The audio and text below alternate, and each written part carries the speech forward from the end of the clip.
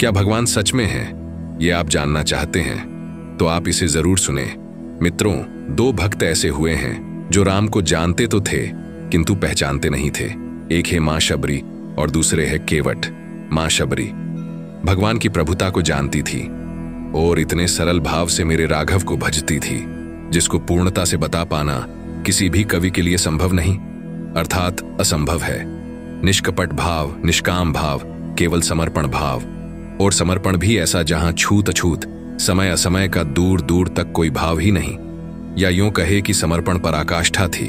मेरे राघव स्वयं उन्हें ढूंढते हुए उनके दर पर आए और उनके कंद मूल फलों, बैरों के आगे राजसी भोग को भी तुच्छ कहना और उनकी भक्ति और प्रेम को सर्वश्रेष्ठ बताना, ये सब मेरे सरकार ने केवल इसलिए किया क्योंकि मेरे ठाकुर केवल भाव के भूखे हैं, निष्काम भाव के। बिना मांगे अनुपम भक्ति और अपना धाम प्रदान किया।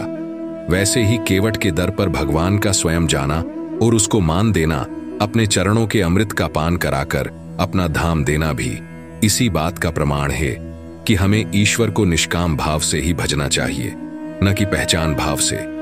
पहचान भाव अभिमान को जन्म देती है और जानने का भाव भक्ति भाव को। हमें भी ईश्वर से जानने के भाव से जुड़ना चाहिए, और जब हम उन्हें जान जाएंगे तो ईश्वर स्वयं हमारे हो जाएंगे। तुलसी बाबा भी पहले जाने, फिर अपने प्रथम गुरु हनुमान जी महाराज से बोले कि अब मुझे उनकी पहचान भी कराओ, तो हनुमान जी महाराज ने उनको चित्रकूट के घाट पर मिलवा भी दिया। पहचान करने के लिए हमें यहां वहां जाना होगा और जानने के लिए स्वयं के अंदर जाना होगा, क्योंकि ईश्वर स्वयं अपने हृदय में विभिन्नास भाव से प्रकाशित है, जिसे अनुभूत करने की ओर उसकी भक्ति करने की आवश्यकता भर है। ये सब होगा सत्संग से, और सच्चा सत्संग वही है जहां संगति स्वार्थ से हटकर परमार्थ भाव की हो। फिर देखना आप मेरे ठाकुर को अनुभूत करोगे। इसलिए मेरे ठाकुर को जानने का प्रयत्न करते रहना चाहिए। जय श्री राम।